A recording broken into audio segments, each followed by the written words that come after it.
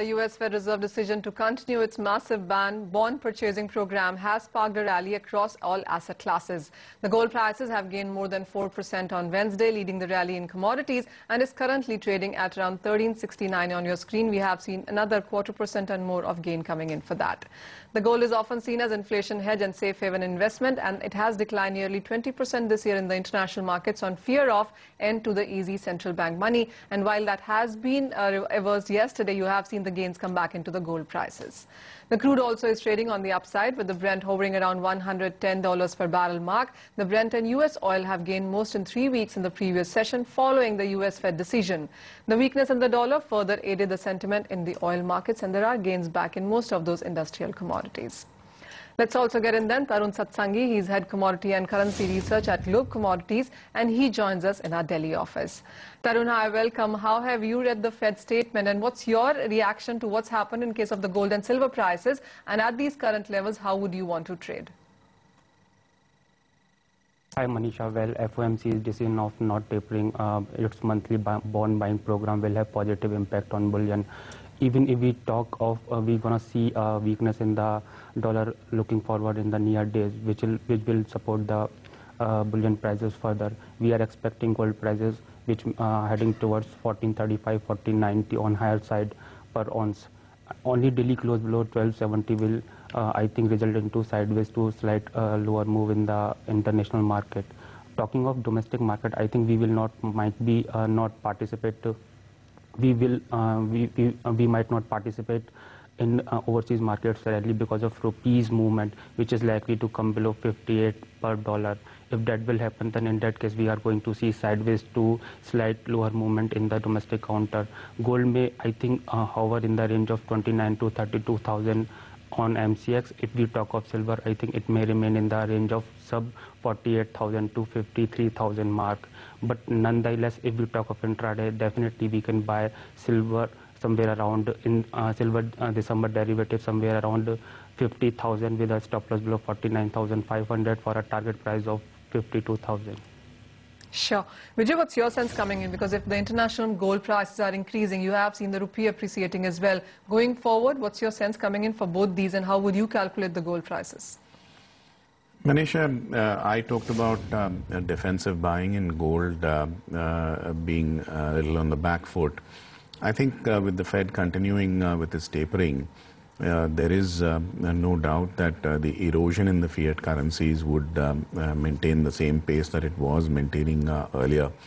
And therefore, there might be a little bit of a defensive buying coming in both gold and silver.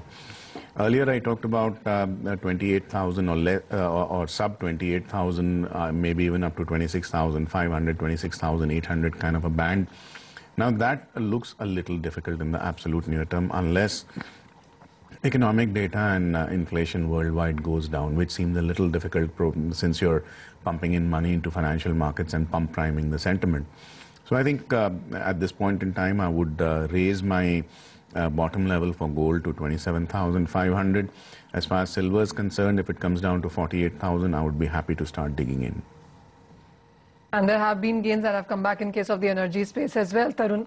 Sorry. How are you looking at the fundamentals there? Of course, the weakness in the US dollar and Fed not tapering is something that has augured well with most of the commodities. But in case of crude prices, after the kind of declines that we saw recently, are you comfortable buying at these current levels? Yeah, I think short-term buying cannot be denied. We may see WTI pricing testing around 112 mark, but all in all, prices are likely to remain well in the broader range of $102 to $115. And I think talking of domestic scenario, I think we may see impact of rupee appreciation, and 66.20 is the key level. If it is taken out decisively by the prices, then I think we are heading towards 6,400 to 6,200 kind of a level. Till then, I think 66.20 to 7,000 is likely scenario. And for intraday perspective, definitely we can buy in the domestic market as well, somewhere closer to 66.40 with a stop loss below 6610 for a shorter period target of 6770 and 6820. Let's chat agro commodities now, where we have seen a lot of movement as well. In the international markets, of course, you saw a gain up coming in across board for the agro and non-agro commodities too. But the Indian markets have seen some profit taking. Chana on your screens is down more than 1%. We have seen mentha oil prices quite choppy in the recent few days, and edible oil space is something that also has seen some profit taking coming in, especially after the rupee appreciation there. Tarun, what's your sense now coming in for the soy oil prices? How would you want to trade that?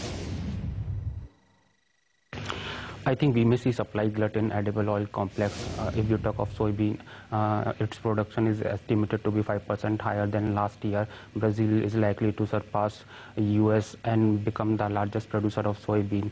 And I think peak arrival will start by current month and in US. And if we talk of domestic market, then mid of October it will start, and during that period we may see, I think, softness in the edible oil complex, and rupee appreciation will have further added downward impact on the edible oil complex. So talking, I think short can be done in soy oil around the 670 mark in October derivative with a stop loss of 677, and we are expecting it to come down to 642 mark on lower side. Well, there has been a decline in edible oil space. The pulses prices also have seen some profit taking. Vijay, how would you look at the current prices? Manisha, I talked about 27.75 levels on Chana in the 20th September futures, which of course is the expiry month and the prompt month series. I think the bulls are clearly on the back foot. There is a sentiment that the rupee will appreciate further against the dollar, which will dampen both the pulse prices as well as edible oil prices, like you rightly pointed out. I think unless Chana goes above 3050 to 3075 levels in the September month futures, the bulls will have a very tough time in taking prices higher from here.